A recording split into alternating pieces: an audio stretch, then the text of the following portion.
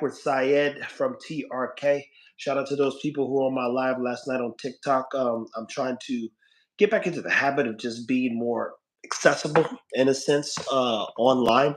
And the best way for me to do so with the people that uh, care about their dogs, take care of the dogs. People are excited about us having a Rottweiler. That wouldn't be possible without the help of Syed, and people are dying to watch the journey. I think it was almost 12 o'clock at night. It was between 80 and 120 people on there on TikTok last night. And that was just me, just like, fuck, let me just get on here and practice real quick. And I was surprised, to say the least. So, Uh, first question I want to start with, man, is you help define what the Rottweiler community is? One of my biggest challenges right now is trying to bridge the gap between dog owners who we're talking to, and which what each community kind of represents. The American bully communities, rooted in pride and unfortunately ego at times, and then there's a lot of people who there that really do care about the dog. What defines the Rottweiler community? Different kind of Rottweilers, right? We talked about it this multiple times, and to me personally, I only talk about the well-bred, ethical Rottweilers, and that's what I focus on. That's what I actually give my respect to. If people are doing unethical shit and breeding poorly bred dogs and have that, then that's their life. Now, as far as community goes, you have breeders, you have pet owners, then you have breeders that actually show and compete. They have show lines. That then there are breeders that are just say that they have champion bloodline. Then there are pet owners that are just pets, and there are pet owners that all also like to compete. And then that's just like a standard kind of deal, right? Then you also go, because Rottweiler is a working breed. So then you have people that actually are active in working community, means they're actually going Schutzen, IGP1 tracking, and all bite work and all these kind of things are going on for Rottweiler. So they're different kind. The problem that I face, the gap, the biggest gap, what we have is basically people hating on each other's dogs, right? As a pet owner, I've been a pet owner. I still have pets. I have other breeding stock, but everyone thinks their dog is perfect. It's okay. It's okay to think that. There's nothing wrong with that, but that's your choice. In my books, there's no such thing a perfect dog, right? And as a breeder, that's what we try to come as close as possible to have that perfect dog, but we're not there yet. The community goes, man. It's such a vast, such a big window that we can just get lost in. Where what do they represent? Right? A lot of people have dogs for show. A lot of people have Rottweiler just to have a Rottweiler because it's a Rottweiler. Then a lot of people have that. Oh, they like to work with their dog, right? Schutzman and IDC and all that. They go towards the smaller bred Rottweilers. Does it make sense?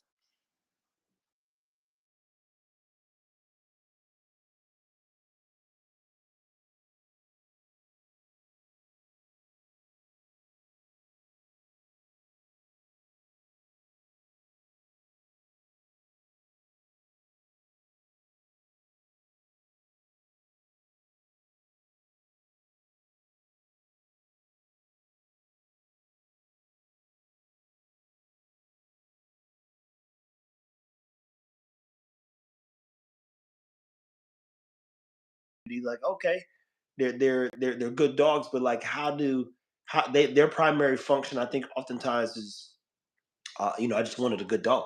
I love dogs. I wanted one at my house. So, how would you want people to approach or embrace the Rottweiler community, and then talk about who the Rottweiler's for and who is not? Because as I've learned, Boogeyman's taking me back to some good old days, and I've read in the AKC book, which I'm going to do some videos out of this, people. Um, just how stubborn and how hard headed they could be, but then how brilliant they are too. Because by letting him out his cage, he goes straight to the back door. uses the bathroom. He's the one dog who's like focused on kind of paying attention, and we're seeing early signs of easy development, which just requires a stern hand and staying on him. But definitely not like you don't want to get to a place where you're like afraid of the dog, which that would never happen, to be clear, but not with me at least. That would never. I don't care how big they get, somebody gonna die. It ain't gonna be me if we get to that point. But with love and time and energy, which everybody gets it here, we tend to kind of build. So, how would you want the Rottweiler community to embrace the Rottweilers and other breeders, and just those people who are considering getting a Rottweiler, and then who is the Rottweiler not for?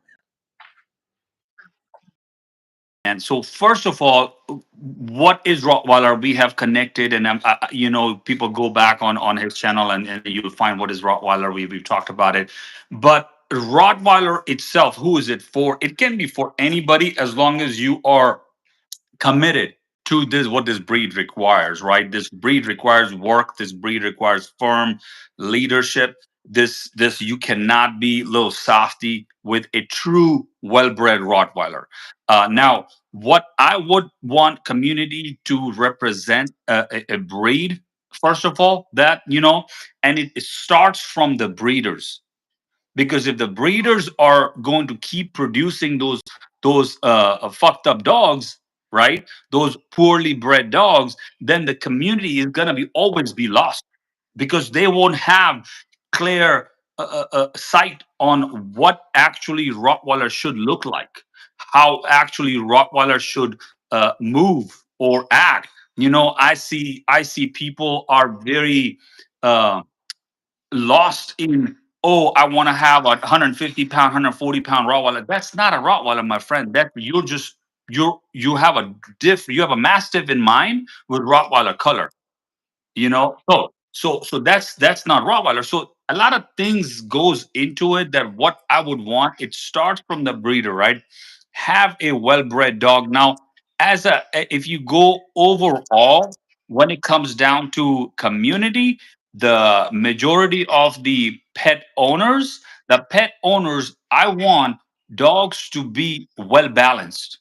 I want dogs to have the stable mindset, and that confidence, that not the crazy temperament. When like, you have been to my house, we have over a dozen dogs, every single dog was out.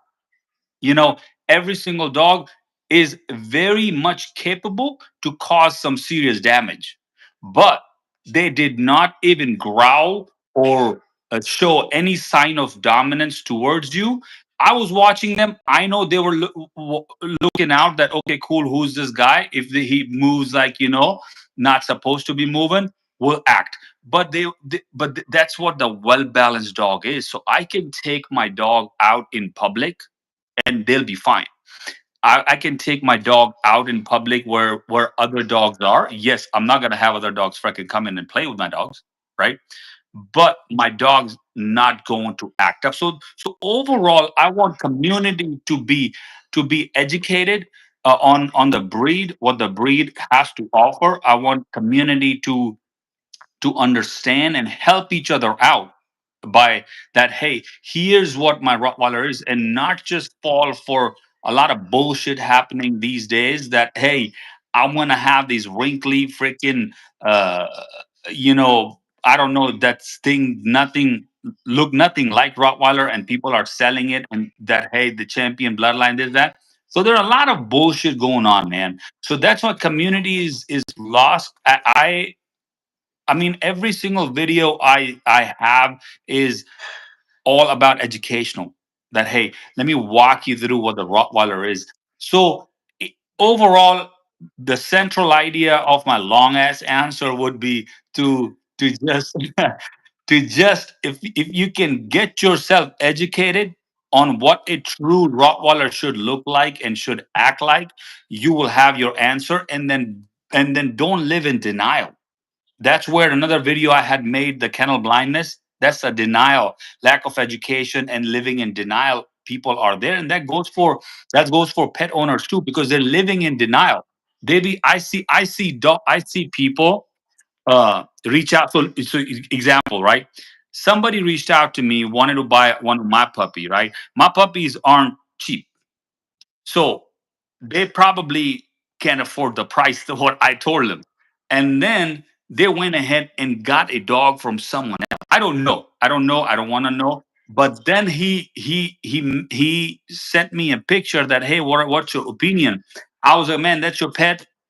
Take care of it. Just love your dog. Because that dog looks nothing like Rottweiler. The ears are flying, small ears like up top. Uh, it's just, pointy face. I'm like, man, it comes down to you get what you pay for, right? You get what you pay for. If you want a true, well bred Rottweiler, it's going to cost you some money. And, so education, man. Part of what we're trying to do, as I said on one of the lives, I didn't do it here, is to find community as I try to bridge the gap between pet parents, pet achievers. I'm done with the breeding thing, so I get to talk to the 4 or 5 breeders that I really believe are going to do great things. When I say done with it, just means, hey, we're going to breed through the American bullies we have, and I'll probably have a American bully if it's God's will for the next 20 years of my life. There's a way to do it where I don't have every 4 years I could breed a female and have a dog, American bully, till I'm 60 years old. With the females I have left, to be clear, so you don't have to overdo it. But we're struggling to make sense of how to change. I guess the perception of dogs and what they do for us, and how we can impact them and what they do for others. Because Syed, he does show line Rottweilers, but I'd say, and he can correct me if I'm wrong, 80% of his dogs go to pet homes. So there you go. So you might get one dog, um, and even myself, we sold before the last litter over 24 American bullies, right, in 3 years. I think there are two people in 24 bullies who actually said they wanted their papers. Like, oh, dude, I just wanted a good dog, and I'm glad that you exist because I know what I'm getting now. So you go, huh? What was the trick to that? Nothing. There's more people who want good dogs and are not going to do what we do. And again, I don't show dogs, but I'll go into some woods and do a bunch of other crazy stuff because I'm like, let's see what these dogs can do. That's the point. And I love to just challenge the dog and overstimulate them. But you go, man, what's that thing that brings dog people together? What's at the core of it, of community? Objectively, there's got to be a dog, otherwise there's no community. Um, and then I love characteristics. I tell people I can scale character. I can't scale a poor person. And I don't mean financially, I mean mentally, emotionally, and all that other stuff. So you go, who do I want to talk to moving forward? And it's the people who care about their dogs. Hence, take care of your dogs, man. What's something else that people should know about Rottweilers, man? Because I'm enjoying probably the journey with all the dogs, to be clear, people, man, I tell you, it's a fucking zoo in here. Like whoever has like, if you had like quadruplets, if there was a person who had like 4 babies at once, woo, God bless you. I cleaned 4 crates this morning because I got up at 6 and then got back up at 9. Uh, and everybody wrecked them this morning, but they're normally out by 6:30 at the latest for a couple hours, especially because we're about to enter that Texas hell, aka that heat. So they can't be out middle of the day roaming around. It's gonna be too hot. So what's something else they should know about the Rottweiler, man? When you're looking for a Rottweiler, look for that ethical breeder. I saw a Trev. Can you? Am I still frozen? Can you see me? Or can I? But you're actually doing oh, your wife's saying you're frozen. I know the last name. She says, so you might be. I can see him just fine, guys. I hate it. You can't see him, but if you can hear him, See me? That means that the actual thing will be uploaded smooth. That's fine. So we're good. We're good. So first of all, the look for that ethical breeder. I saw somebody I posted.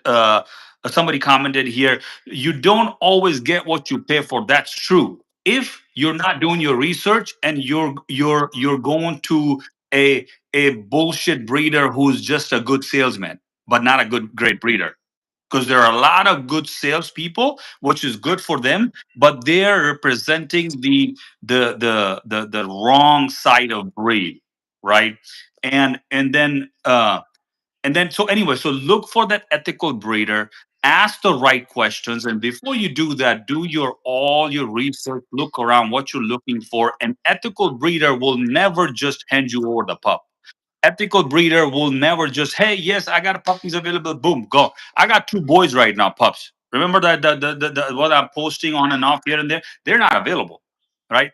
I have Boogeyman's dad, Gunner, is being bred next month with one of another female of mine.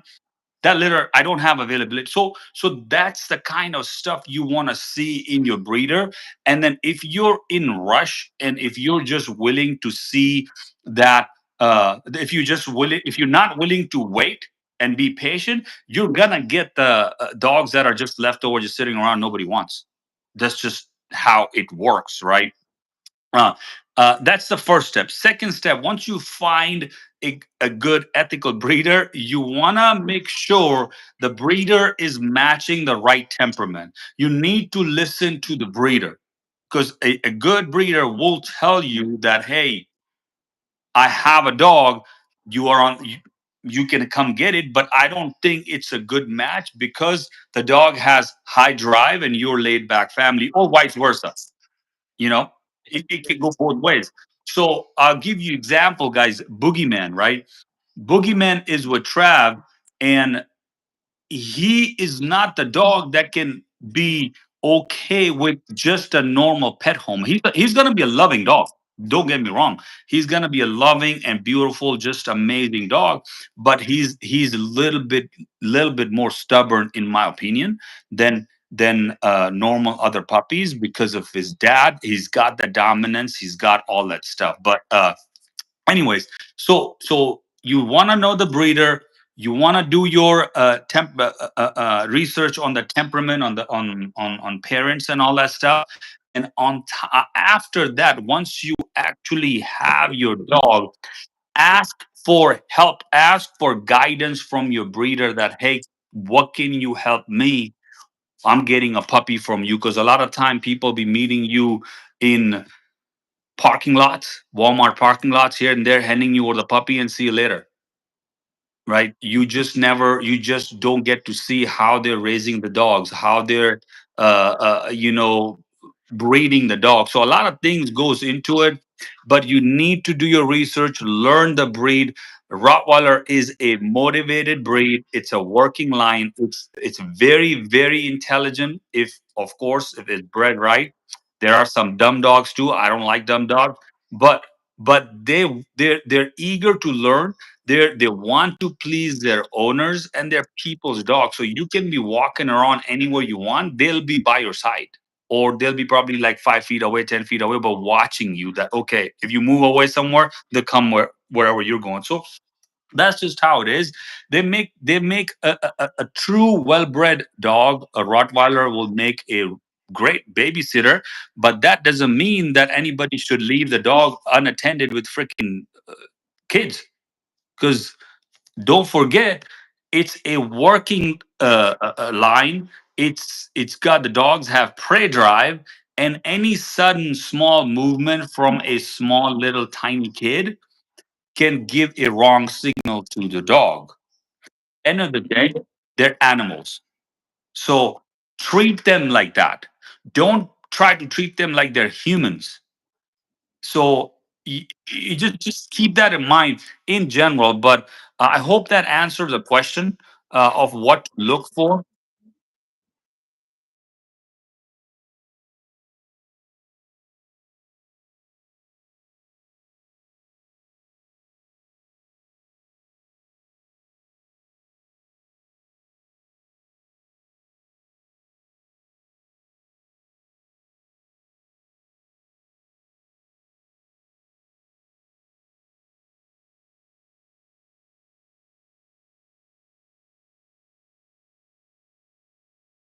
Walks matter. I could break down all the science on the power of a walk and what red blood cells do in the middle of the bone, especially as the bones are formulating. But the dog gets strength and structure from movement.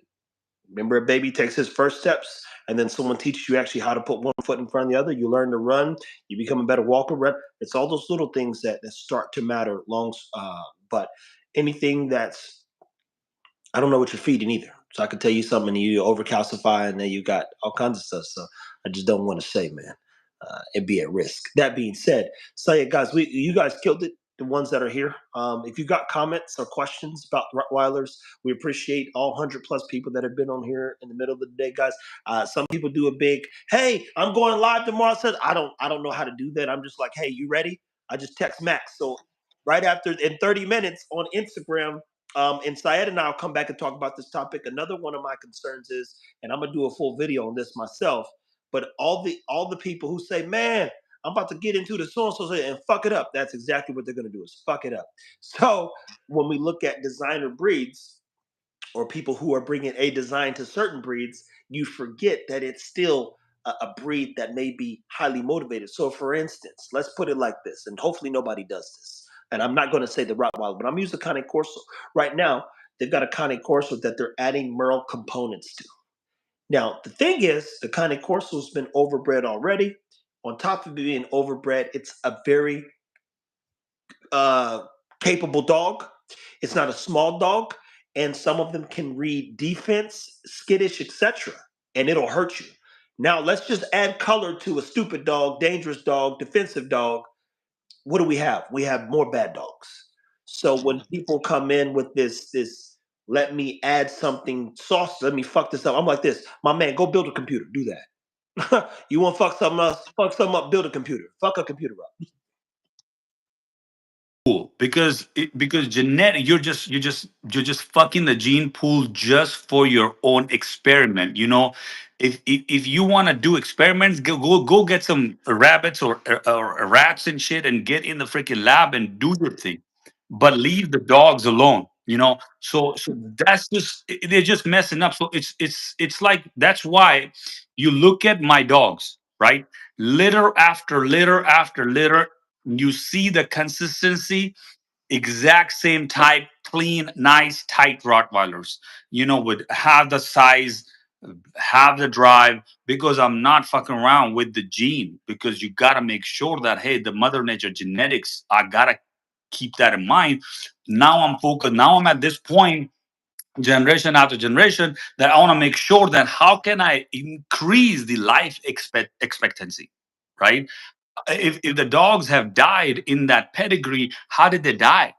So I want to make sure that I get that out. So when I plan things, people don't know. I'm nerding out in my all my screens. I have these freaking pedigrees all open. I have another platform that I use that have the word database, workingdog.com.eu, that I try to see how did they. And then once I know the dogs have died, I reach out to those breeders that, hey, can you walk me through in Europe? Because I'm fortunate enough, I'm blessed that I have those trustworthy connections in Europe, that they can take the 30 minutes, hour of their time of the day and talk to me. So that's just is something more important. People need to focus on health perspective too. So once you start bringing different gene pool, like you mentioned, you're fucking up the health side of it. Fine for all of us as we get older and older, new problems occur, new health issues occur. If you're feeding the GSP, look, guys, don't read a bunch about raw. Go and test the theory. Now what you're going to be afraid of is some of the poop stuff with the dog food stuff, but the difference between dog food and raw food is astronomical. And in every book that I have, be it an energetics book, be it Dr. Connor Brady, even the herbalists will say there is no better food than raw food. Okay, let me be very clear in saying that. So whatever the naysayers say, I'm telling you right now, I'm not here to promote raw food. I'm not here to tell you you have to do it. I don't post because to make people feel bad. I'm telling you that I've seen the difference. It's been the difference. The dogs hold on to size a little bit better. They're not inflamed.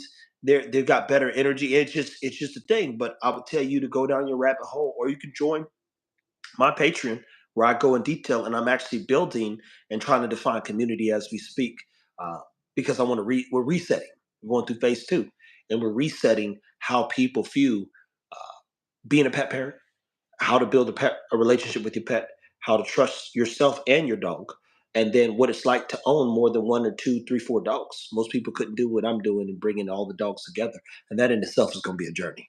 So We won't know until year three if it worked or not, to be clear. Whether you caught me on live, I'll tell you right now, we won't know till year three if everybody's in this house is safe. Just so we're clear. But that in itself is its own thing.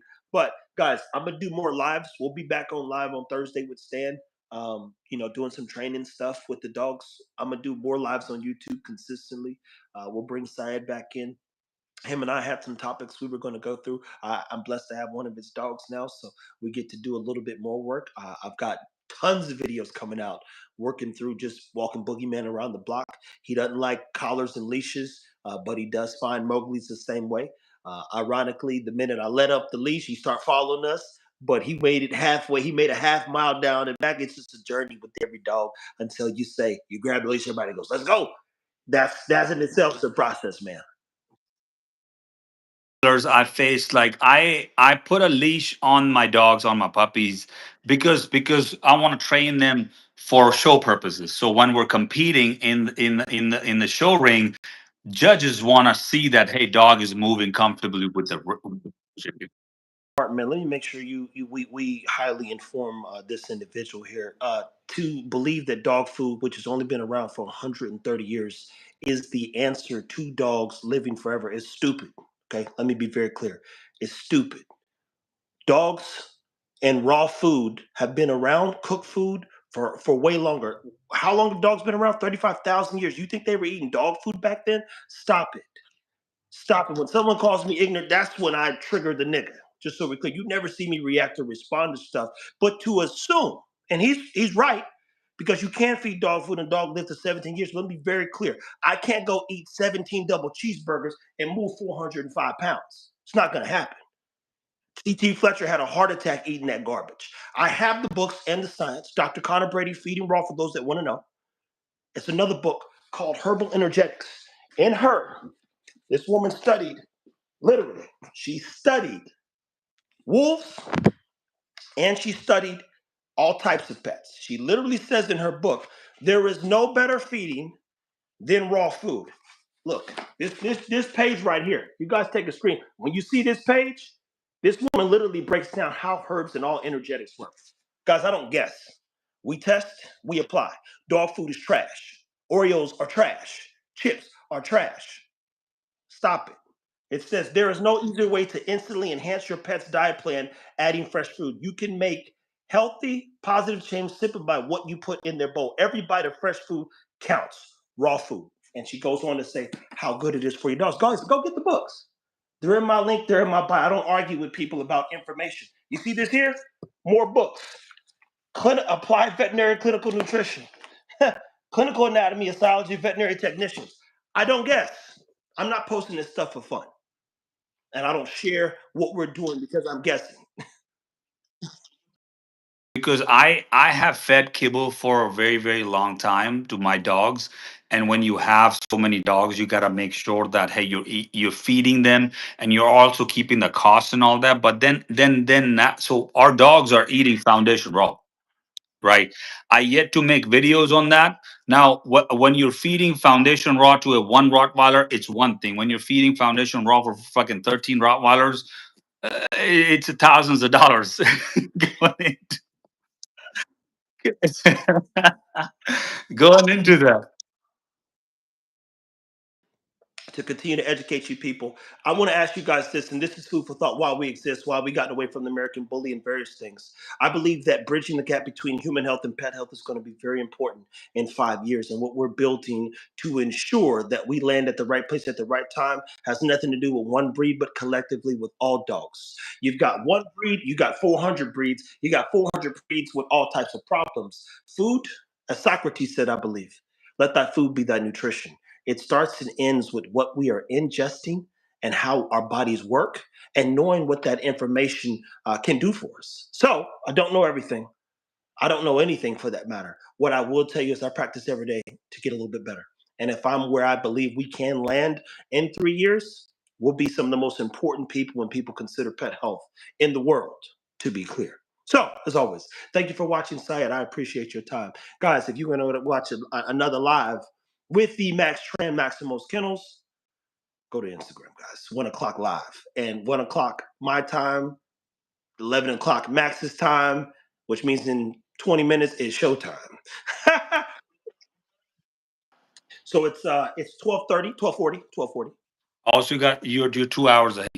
Okay, Dude, you West Coasters just don't move, man. It's kind of annoying because I'm like, man. All right, guys. Thank you, everyone. Yeah. All right, later.